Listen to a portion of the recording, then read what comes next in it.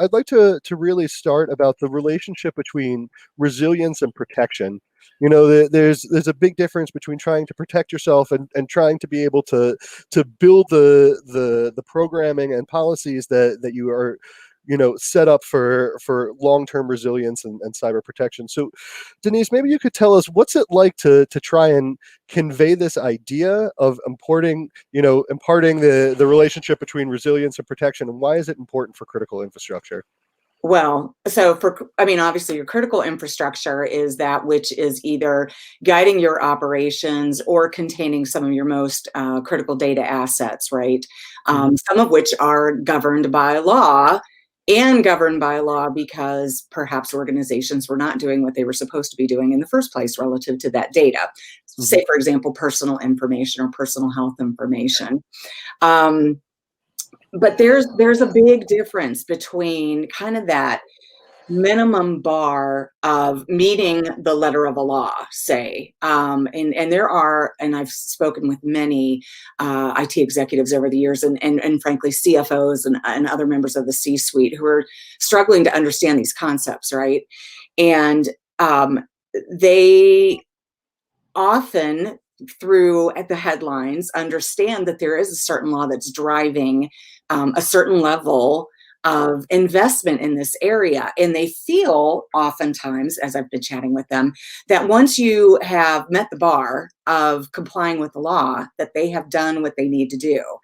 But it's important for our most senior executives to understand that the way that law is written is frankly the minimum level of protection that an organization should be seeking. Business is constantly evolving. The number of transactions that you're dealing with, suppliers and customers constantly evolving. The technologies that the bad actors are using is also constantly evolving. And so this is a consistent effort that an organization must make, and honestly, go above and beyond. It kind of reminds me of a quote from Zig Ziglar, who is an American, he's since passed, but an American motivational speaker. And he talked about how, motivation doesn't last, and neither does beta, which is why we, recommend that you do it on a daily basis. And I think the same thing applies to your efforts in information governance and in IT governance and in the protection and driving toward resilience. This is something that you need to be doing on a routine basis, a daily basis to work and to learn from your mistakes and to advance. So, Oren, I want to kind of pass the torch to you over here. From your experience, being responsible for defending Israel's critical infrastructure, how did you manage this balance, and how do you think that this relationship is different in critical infrastructure versus other sectors which aren't deemed as nationally important or critical? Yeah, well, at the very first sentence, I wouldn't say resilience versus protection, but I would say resilience and protection, because they complement each other. So it's not that, if you have resilience, you can give up your protection and vice versa.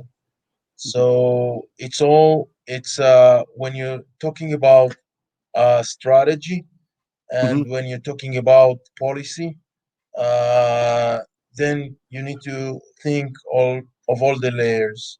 So, when you're thinking about critical infrastructure, and there are a lot of them, and only the definition of critical infrastructure is differ between states, between countries, and but I would say that a critical infrastructure is an asset that, if this one is hurt, it's causes substantial damage to the nation. And as of that, there are so many critical infrastructure, if you think about it.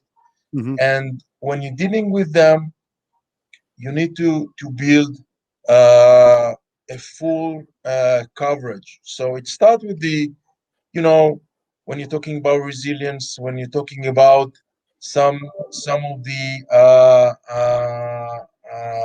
rules that you want to impose on your organization, and if you want to the behavior start from the behavior of the employees and the way that they act and their education and their training, and it goes all the way for several. It's not about technology.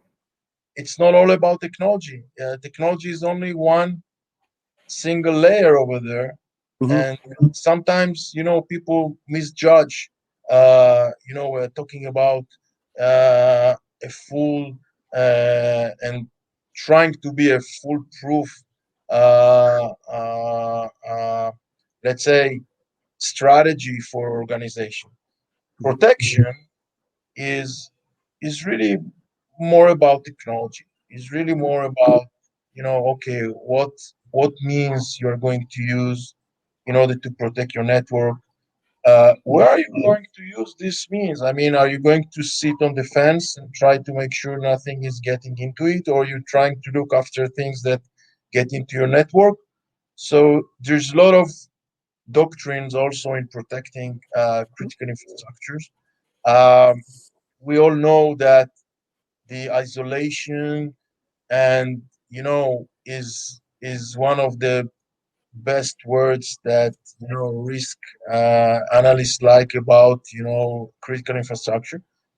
But what happens is that the day-to-day life calls you to have some networking and some connectivity, and you need to deal with it. Hmm. So not every time you can keep kind of a full isolation. So in summary, I would say it's very challenging, and I think and I think that after dealing with critical infrastructure for so many years, like Denise, so I think that you need to have the right mixture uh, between resilience and protection in your organization.